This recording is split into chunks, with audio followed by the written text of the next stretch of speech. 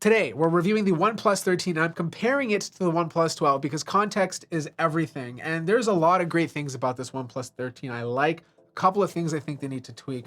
But from a design standpoint, it looks kind of similar to the previous version, but I still find the OnePlus 12 to look a bit classier. You know, like if you take your time and look at both of these phones, you can tell like the little details with the raised camera bump. You have these two types of materials with a reflective metal going around the camera bump. And then if you look at the inside of the camera bump over here, you can see all these little lines. This reminds me more of a classic timepiece, whereas this new phone has been muted a tiny bit more. And again, I'm nitpicking here because I still think the OnePlus 13 looks fantastic. You still have some of the same materials with a glass back. This one just happens to be frosted. This is the white model, but you can buy it in two different colors. The Hasselblad branding has been removed from the camera bump and placed on the side. The other thing they changed, which I appreciate, are the edges. On the previous model, they're rounded off, but they feel smaller because the display itself is curved. And you guys know how I feel about curved displays. I'm just not a fan. I think they look pretty, but when you touch them, you're just not happy with it, right? Because it affects your typing. But this edge over here is flat, very reminiscent of the Vivo phone and some of the Oppo devices that are currently available today. But because these edges are flat now, you just have a much better typing experience. I didn't like typing on the OnePlus 12. You know, the edges were deep enough that it would affect my typing. Of course, you could put a case on it and reduce that, but it still wasn't the best feeling. This guy feels fantastic to type on.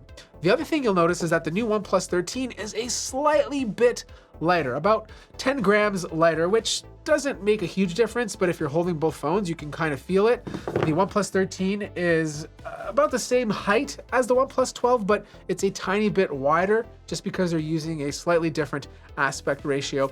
Other things are equal, like the power button and of course the volume rocker. They're still on the exact same side. And then if you look at the left-hand side, you still have the alert slider. Now, there was one change that got me kind of concerned, but thankfully it's still there. If you look at the OnePlus 12, the IR blaster is nice and big. But if you look at the OnePlus 13, it doesn't look like it has an IR blaster, but they just reduced the size of it. It's still there, it's in the middle, it's just a little bit smaller, and then on both sides, you have microphones, obviously, to help with audio and, of course, noise cancellation. Now, the OnePlus 13 does have a new fingerprint scanner. It's no longer an optical sensor, it's ultrasonic, so that means logging in is going to be a bit more secure and obviously more consistent. I wasn't the biggest fan of the optical sensor on the OnePlus 12. Like, it works, but it's not as consistent. I'd have a higher failure rate of using my finger. So look at that. Just off the first dab, it doesn't even log me in. I'm gonna type in my password and try it again. So, okay, it's going fast now. We have a pretty consistent experience, but sometimes it would just be a rough few tries before getting into the device. Not a big deal, but a minor nitpick. This new one is incredible. Like, it's just fast. Like, it doesn't matter what I'm doing. If my finger's a little bit off, it's always going to log me in. Now, the displays on both of these devices are absolutely gorgeous. Like, some of the nicest displays I've seen on a phone, period. They both get up to a peak brightness of 4,500 nits, which you'll see sometimes if you're watching HDR content, but they both have a high display brightness mode of 1,600 nits. The only difference between the brightness is typical brightness. Like, usually the OnePlus 12 will be around 600 nits. This newer OnePlus 13 will be 800 nits. So a little bit better for outdoors. Dual speakers are also great on both of these phones, and I'll play a little example and you guys let me know which one sounds better.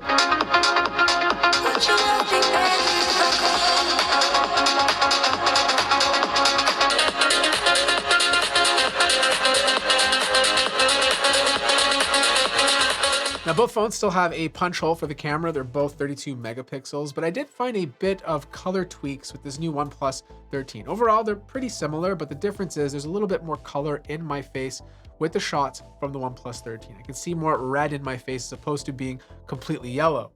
All right, there should be a rule that phone releases should only be happening during the summertime because it's getting ridiculously cold to make these videos. But you know what? I'm making the sacrifices, okay?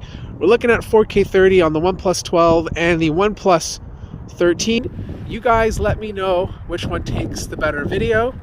And yeah, more importantly, which one has the better audio? It's a little windy, so let me know if any of these microphones are doing a good job of isolating my voice. But there is a little bit of material change on the front of these displays. It's now using a crystal shield glass instead of Gorilla Glass Victus 2. Now, I don't know what the implications of this are because this hasn't been a long-term review.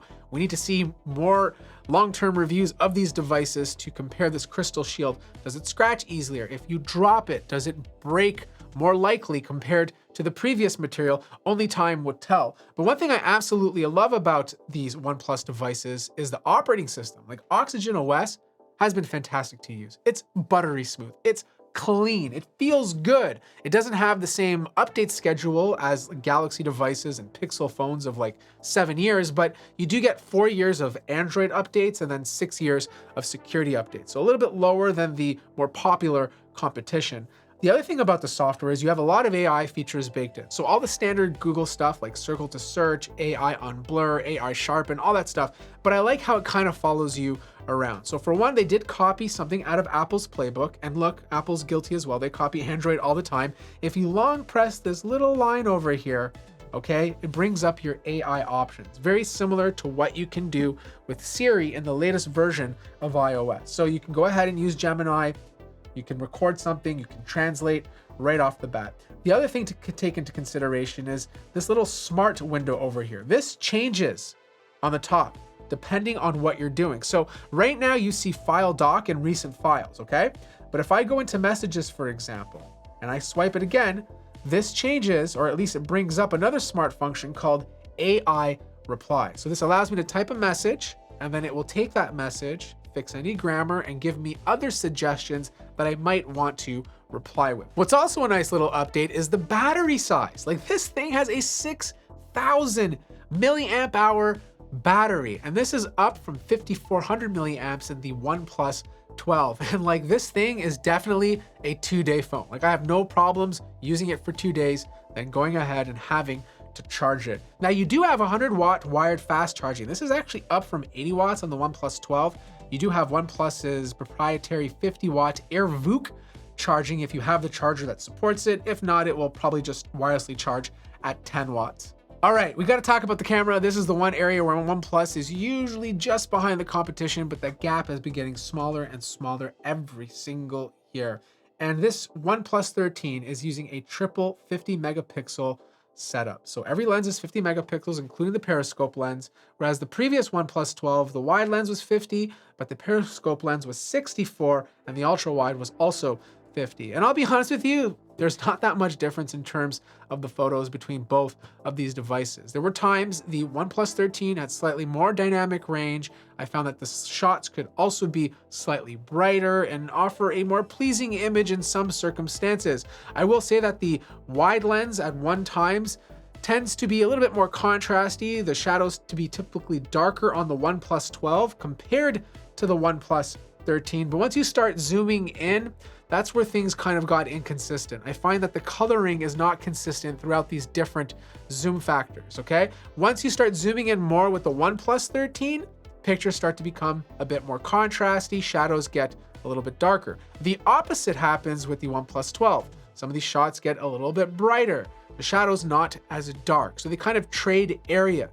But overall, I'm finding the camera samples, for the most part, not all the time, to be very similar. I also love the fact that I can zoom all the way up to 120 times. Now look, zooming at 120 times is not easy, okay? It's like you're riding a Bronco, right? You're trying to keep it steady because it's just so hard to manually hold that lens stable to get to the shot, even compared to 100 times. That little 20 times digital zoom difference makes a difference in terms of how steady you can hold it. Like you take this phone and you compare it to the OnePlus 12 at night, they're pretty darn similar. You know, like the only difference is I could potentially say is that the OnePlus 13 took slightly sharper photos at night. And if you get really close to a subject and you want to kind of like blur the background or have a clear shot, the OnePlus 13 again was slightly better. Now 4K video was a little bit weird, okay? Like I shot a 4K 30 video with both of these devices and I was looking at the OnePlus 13. If you look at the brick on the ground, it looks like it's very noisy or there's more, you know, like it's just a weird look. And I hope this is not a problem with the sensor because it's not happening on the OnePlus 12. It only happened with the OnePlus 13. Also, both of these phones can shoot 4K 60. You guys let me know which one looks better. Honestly, I think the OnePlus 13 is a fantastic phone. There's a lot of little changes that just make it a more refined product. Being able to use an ultrasonic fingerprint sensor, a flatter display to make it easier to type on, the bigger battery for exceptional battery life, just much better than before. You have a wonderful software experience, a beautiful display, and a pretty good camera system. But here's the thing, okay? You can buy the OnePlus 12 right now for about 650 to 660 bucks before any trade-ins, okay? And I still think that's an incredible deal because even though the OnePlus 12 is only a year old, it still feels so good today. Like if you have a OnePlus 12 right now, I don't even get jealous. Your phone, still great, right? And I feel like if you want an exceptional experience for a high-end phone but don't want to spend $899, I would take a look at the OnePlus 12 instead because you're gonna be super happy with it. Anyways, that wraps up my review. If you have any questions, let me know in the comment section down below. Like the video if you liked it, subscribe if you haven't already, and I'll see you guys in the next one.